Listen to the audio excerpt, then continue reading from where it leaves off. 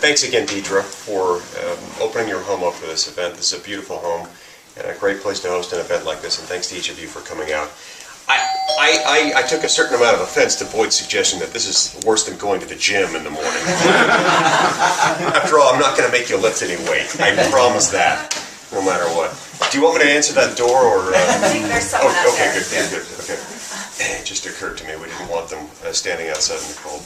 But it's not necessarily all that cold out there. In fact, it got a little bit hot in the car. It made me happy because when you get to the time of year where it's physically possible to get anything but cold, it's always a good sign that it's morning, it's spring, and the sun's coming out, and we're happy about that. Reminds me of a story, along with that brochure, the picture of the Capitol there in Washington on our brochure. Reminds me of a story from a few years ago when I was working in Washington at the Supreme Court for Justice Alito. We discovered in our office, we had about 4 of us who were sharing an office not too much bigger than this room, and we discovered during the summertime that our office was always way too cold. It was freezing, and it was kind of strange to have to want to wear gloves and a coat inside the office. So we discovered that our office had a fireplace. We built a fire in the fireplace in the middle of the summer in Washington, D.C. It's not a pleasant place during the summer. It's hot and it's muggy, but our office was freezing. We adjusted the thermostat. Didn't do a darn bit of good. We were still freezing. When it got to be winter time, we were burning hot. We were sweating. And you can't do anything equivalent to building a fire to make it colder. The only thing we could do was open our window and let all the heat escape. And we adjusted the thermostat, and it didn't do a darn bit of good. If anything, it got hotter. So we had several maintenance guys come and look at our system and figure out what the problem was. They finally got the building maintenance supervisor out. He examined our thermostat, he took it out, took it apart, and he said, "Gentlemen, I've discovered the problem. Your thermostat was installed backwards, so that during the summer, every time you turned your thermostat up, it was getting colder, and in the winter, every time you turned your thermostat down, it was only getting hotter." It had exactly the wrong reaction for what we needed, and produced the opposite result, making us even more uncomfortable. I couldn't help but think of that, and think about the fact that the Supreme Court is directly across the street from the Capitol building. And I thought, is there not a type in this thing? A lesson that we can learn about Washington, D.C. and the way it operates? Is there not a lesson we can sometimes learn about our lives ourselves? That sometimes in life we do things that have the exact opposite effect of what we want, even though we think we're doing exactly the right thing. I think it's especially true of what happens at the U.S. Capitol. At a time when we're forced to work 3 or 4 or 5 months out of every single year to pay our federal taxes, and I wasn't trying to box you out. And on top of that, we're being told that we're almost $14 trillion in debt. Congress, in its infinite wisdom, decides that it's still time to spend more money. Decides that the federal government's role has not yet reached its apex. Has decided that we need to throw more money that we don't yet have, because the people who will one day earn it have not yet been born and their parents have yet to meet. We have to throw money to the tune of trillions of dollars at a time at problems that I believe were created in the first instance by the federal government. That's the principal reason why I'm running for the United States Senate. I'm tired of sitting back and watching our federal government commandeer far too many resources in society, commandeer far too much of our time and our money, and that wealth that we could otherwise use to benefit our families, charitable causes that we want to support, and to support future generations. All at the same time that the problems that are already existing are being made worse by the very things that they're trying to do. It reminds me of the fact that it was never supposed to be this way. We were never supposed to have a federal government that could get that big, that it could require us to work that many months out of every single year for it. And then on top of that, amass a debt of almost $14 trillion, which, by the way, it turns out is a lot of money. Mm-hmm. It's almost hard to picture in your mind the number of zeros that come after the 1 and the 4 to make up $14 trillion.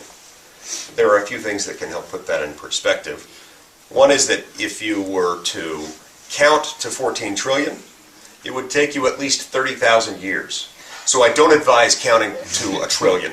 But if you were to count to 14 trillion, it would take 14 times 30,000 years. And it's too early in the morning, I'm not going to do the math on that one. But I have done the math on dividing 14 trillion by 300 million Americans.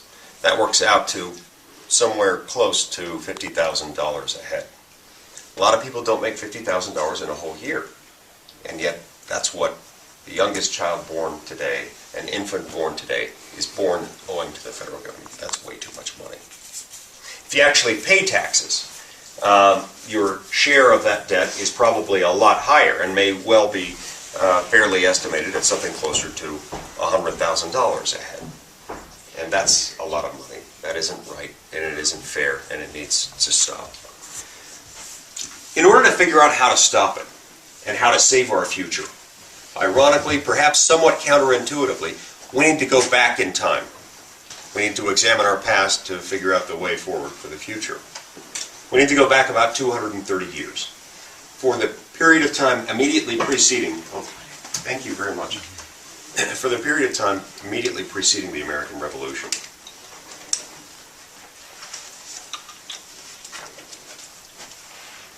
There's no coaster, so I'm going to put this on the carpet instead. It's a beautiful wood cabinet, I don't want to mess it up. We discovered as Americans, as pre-revolutionary Americans, that we were subject to a national government. It wasn't based in Washington, D.C., because Washington, D.C. didn't yet exist. It was part of Maryland at the time. We were subject to a national government based in London. And in addition to the fact that they had a king,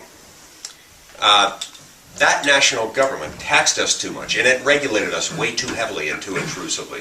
It was slow to respond to the needs of the people, in part because it was so physically distant from the people, and it was also unconcerned with their needs. And in addition to all this, it was slow to respect the laws passed by local legislative bodies.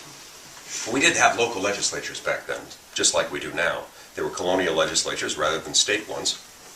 But like state legislatures, they had primary jurisdiction over the local laws to which colonial Americans were subject. And over time, our national government grew less and less respectful of those laws, and very often would invalidate those laws wholesale. So, taxed too much, regulated too heavily, slow to respond, and didn't respect local authority. Does any of that sound a little familiar? Yeah, it should, because it is very familiar. So what they concluded was this.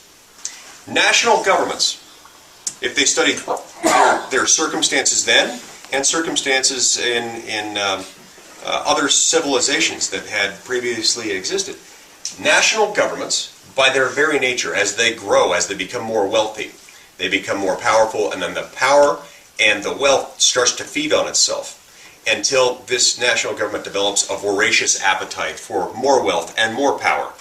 In other words, national governments inevitably, inexorably, invariably become tyrants. And this is true whether they are headed by kings or by elected presidents, or as it turns out, by an elected president who thinks he's a king. It's all the same. Tyranny. Tyranny is what results when government gets too big and too powerful and it takes too much money. That's called tyranny. Another way of defining tyranny is to examine what John Locke said about the purpose of government. He said that governments exist for the purpose of protecting life, liberty, and property. I tend to agree with him. I also tend to believe that whenever governments fail to do any of these things, fail to protect life, liberty, and property, we have a certain degree of anarchy.